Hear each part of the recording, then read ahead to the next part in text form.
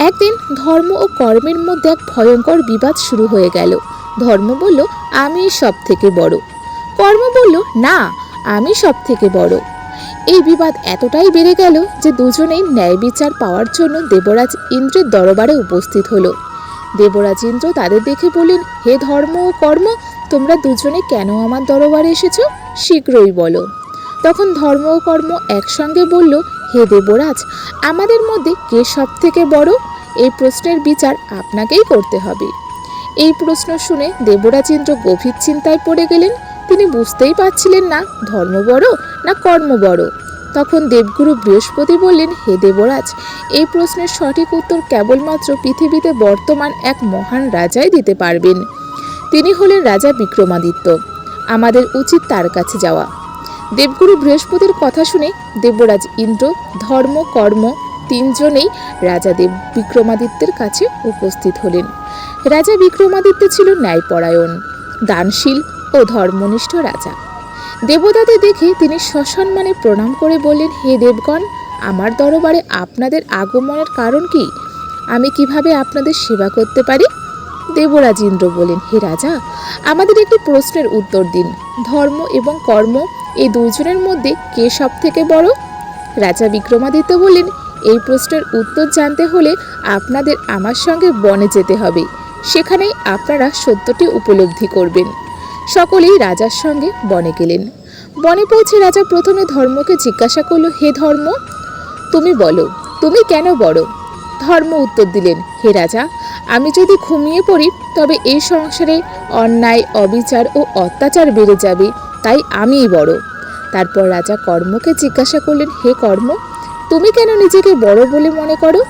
কর্ম বলল, হে রাজা, আমি যদি ঘুমিয়ে পড়ি তবে এই সংসার চলবেই না, তাই আমি সবচেয়ে বড়। রাজা বিক্রমাদিত্য তখন কিছু ভাবছিলেন। হঠাৎ তিনি দেখলেন জঙ্গলের ভেতর থেকে এক ব্যক্তি হেঁটে যাচ্ছে। রাজা কর্মকে বললেন, তুমি ওই ব্যক্তির কাছে যাও, তাকে সৎকর্মে প্রবৃত্ত করো এবং তোমার শক্তি দেখাও। তখন ধর্ম বলল, হে রাজা, আমি ওই ব্যক্তির ধর্ম। এখন আমি ঘুমিয়ে পড়ছি, আপনি কর্মকে তার কাছে পাঠান। একথা বলে ধর্ম ঘুমিয়ে পড়ল। কর্ম তখন সেই ব্যক্তির কাছে গিয়ে বলল, হে মানব, তুমি কোথায় যাচ্ছ? লোকটি বলল, আমি আমার গুরুদেবের দর্শন করতে যাচ্ছি। কর্ম বলল, আমি তোমার কর্ম, আমিও তোমার সঙ্গে যাব। তুমি তোমার গুরুদেবের কাছে গিয়ে একটি ভালো বর চাইবে। লোকটি খুব আনন্দিত হলো এবং দ্রুত গুরুদেবের আশ্রমের দিকে এগিয়ে চলল। কিন্তু বন্ধুরা, যেহেতু ধর্ম ঘুমিয়ে পড়েছিল, তাই ওই ব্যক্তির মধ্যে জ্ঞান ও বিবেক ধীরে ধীরে লোপ পেতে লাগলো। আশ্রমে পৌঁছে সে দেখল গুরুদেব গভীর তপস্যায় মগ্ন। সে বহু চেষ্টা করল গুরুদেবকে জাগানোর, কিন্তু ব্যর্থ হলো, কারণ সেখানে ছিল শুধু কর্ম, ধর্ম ছিল না। অবশেষে বিবেকহীন হয়ে সে লাঠি দিয়ে গুরুদেবকে আঘাত করতে শুরু করলো। কর্ম তখন অধর্ম ও হিংসায় পরিণত হলো। বন্ধুরা, ধর্ম ছাড়া কর্ম থাকলে তা ভালো কর্ম হয় না, তা অত্যাচারের রূপ নেয়। গুরুদেবের তপস্যা ভাঙতেই তিনি দেখলেন তার প্রিয় শিষ্যই তাকে মারছে। ক্রোধে অন্ধ হয়ে গুরুদেব শিষ্যকে অভিশাপ দিয়ে বললেন, তোর এই পশুর মতো আচরণের জন্য তুই এখন গাধা হয়ে যা। সঙ্গে সঙ্গে শিষ্যটি গাধায় পরিণত হলো। এরপর রাজা বিক্রমাদিত্য ধর্মকে জাগালেন। ধর্ম সঙ্গে সঙ্গে গুরুদেবের কাছে উপস্থিত হলো। ধর্মের প্রভাবে গুরুদেব বুঝতে পারলেন তিনি ভয়ঙ্কর ভুল করেছেন। তিনি গভীর অনুতাপে বললেন, হে প্রভু, অজ্ঞানে আমি আমার প্রিয় শিষ্যকে অভিশাপ দিয়ে ফেললাম। এদিকে গাধারূপী ব্যক্তি বাড়ি ফিরে এলো।